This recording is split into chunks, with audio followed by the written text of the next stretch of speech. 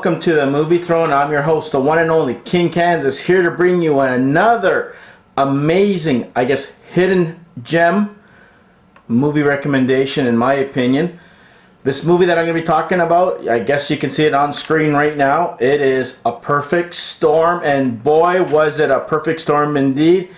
This movie, believe it or not, guys, came out actually 20 years ago, man. Wow. That was like half my life ago. That's how it seems, right? But it stands to this day. Like, it stands through the ages of time. Like, it hasn't been dated whatsoever. It's so, I guess, thrilling, if you want to say that. Like, it hits you like a roller coaster. It's like a thrill ride, especially the last 15 or 20 minutes when you're on the edge of your seat.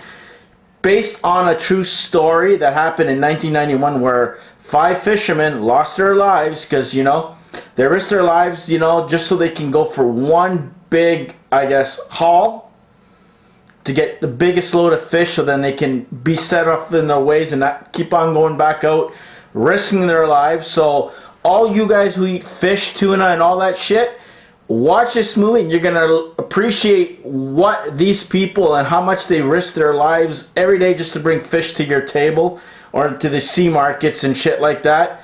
Well, and you'll understand why it costs so much. And you know what? I agree with them. They risk their lives. They totally deserve it. And you know what? You guys want the fish? You got to pay the price.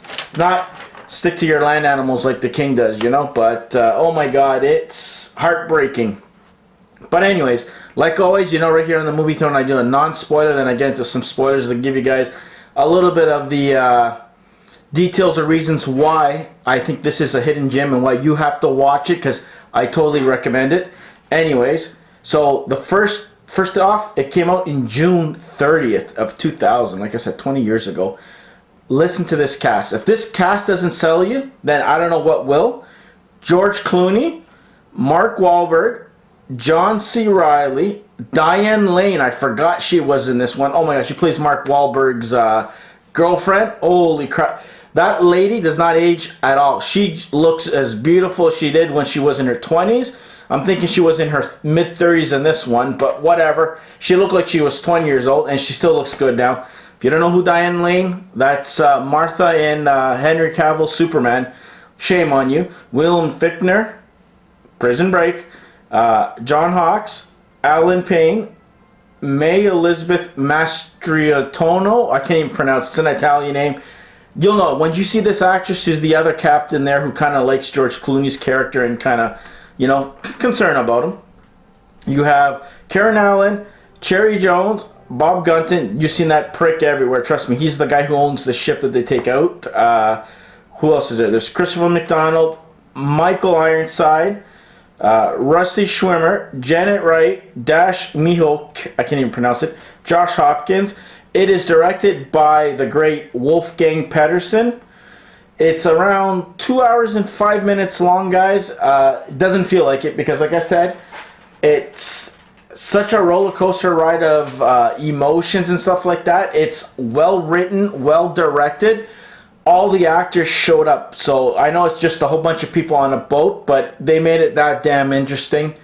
My God, from the opening scene, from them hanging out at this hangout crow nest, the 2 brothers going on, everybody has their own personal things. You could relate to every single person that was on that boat to go do what they had to do. You can relate. You can see yourself in someone's shoes, whether you're dealing with divorce and a kid settlement, breaking up with someone, not being a person there because he's trying to provide, and trust me, every possible way you can think of or any scenario in life, it's in this film, and everybody, you can relate with somebody. For me particularly, I don't know, if I had to say I'm going to relate to someone, it's Mark Wahlberg, but everybody did their job. You got to know him so well in so little time that you gave a shit about him, which is amazing. For a 2-hour film, it's good, and it didn't take that while to develop these characters because it's the actors. The actors totally sold the roles that they played, But I loved it. You're going to love it as well. Like I said, if you like those disaster kind of films and whatever, you're going to totally get this and love this. Amazing movie. I totally recommend it. Let me know in the comment section below, guys. Give me your thoughts. Did you see this movie? Have you just heard it for the first time right now because I just mentioned it to you? Or I'm recommending it to you? You have to see this. Don't pass up on it. It's 20 years old. It's not dated in any way. It looks like it was filmed 2-3 years ago. That's how damn good it is. And the special effects, I'm not going to say are amazing, but they were damn good for that time. For 20 years old, yeah. The tidal waves and shit you see in it, believable. Trust me. Okay, spoilers. Here we go. I'm going to give you some details and tell you why. From the opening scene, guys, like I was telling you guys earlier about the actors, you can relate. There's John C. Reilly's character is, I think, maybe divorced, and he's kind of sharing custody with his kid that he doesn't see because of his profession he chose to do, to go on the seas, and he's away for months, and some people don't like that relation. It doesn't work for everybody, like long distance in a sense, but so much time between the two of them. You had Mark Wahlberg character and Diane Lynn's character kind of like found the love of his life. He wants to settle down. He wants to make more money. He just doesn't want to live basically paycheck to paycheck. Killing his back at the docks, I guess, hauling fish there. He'd rather go and make the money and live easier because he wants to provide his woman of his dreams, Diane Lane's character, all that she wanted. She ends up going, getting an apartment without him to try and surprise him, but it's too bad he doesn't see it, right? But she's very close with his mother, who owns the Crow's Nest, which is the local bar by the harbor that everybody goes, or the pier that they hang out and shit. A couple of losers in there. Michael Fichtner's character, I guess, a guy who's kind of like maybe not had the greatest experiences, that kind of wants to do his own thing. You have a Frenchman who kind of gets made fun of. So there's somebody for someone, the captain who had 2 kids, and kind of things went sideways in the sense that, you know, he chose his career over his family, even though he had the best intentions, so you can kind of relate to him as well. You have a other captain who kind of has a thing for George Clooney's character. But you know, something's there, but it's not, she cares for him and shit. But you had a captain who, his boss, the guy who had the ship or whatever that he was going, he was like, up his ass, when are you going to bring me fish? Or pretty much he'll be out of a job kind of thing. So, you know, kind of twisted and forced his hand that he had to take a crew. They just got back literally about 3-4 days ago, and they have to go back out 2 days to do this job and to make a killing. And it forces his hand to, he went to the normal spots that there is, and no fish, damn it. So he had to go to this other place that's twice as dangerous, the waves and shit like that, hurricane prone. And what happens? Hurricane Grace happens. It happens in the 1990s, 1991. So it's based on a true story, believe it or not. All the actors portrayed a real person who passed away. Holy shit. Call it a perfect storm, because 2 of those damn things collide with each other, creating this perfect storm that basically if you were in it, you're done, right? But, you know, they could have survived it if they decided to kind of like screw their load of fish. They got a whole bunch of fish. They made a killing. They hit gold, but in order to bring it to market and for it not to spoil, because the ice machine wasn't working, they had to go through it and risk it all, and they did. So they did so, and when you had a glimmer of hope that they were going to make it, and you could see something like, oh shit, we survived a couple of things, because the last 20 minutes of the film, holy shit, it's a roller coaster ride. Are they going to survive? Oh my god, who's going to die? Who goes overboard?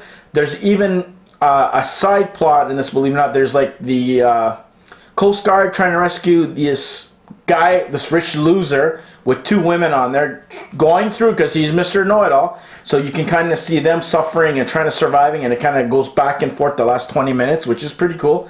But mainly it's Mark Wahlberg and George Clooney's crew that you're kind of wanting to follow, and people are waiting at home. They're hearing all the news that, hey, doesn't look good, the treacherous waters and shit, and, you know, being warned, turn back, turn this.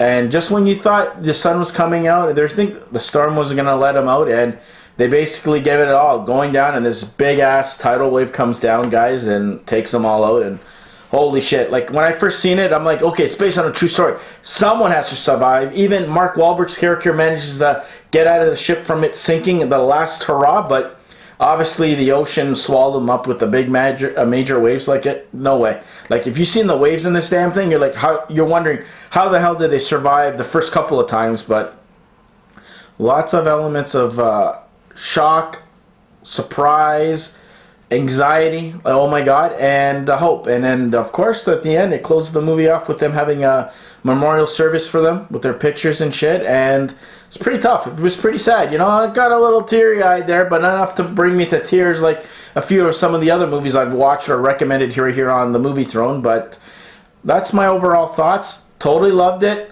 Highly recommend it. 20 years old, doesn't feel dated. The actors all brought it. Probably one of the best films that I've seen George Clooney and Mark Wahlberg act in. Realistic, gave you a sense of what those fishermen do in order to bring you guys tuna, fish, seafood, whatever the hell you guys decide. They risk their lives all the time just so they bring seafood on your table. That's why the prices are high, and like I said, it's not always, they don't strike it rich every time like the people think. You go out and you come back sometimes nothing.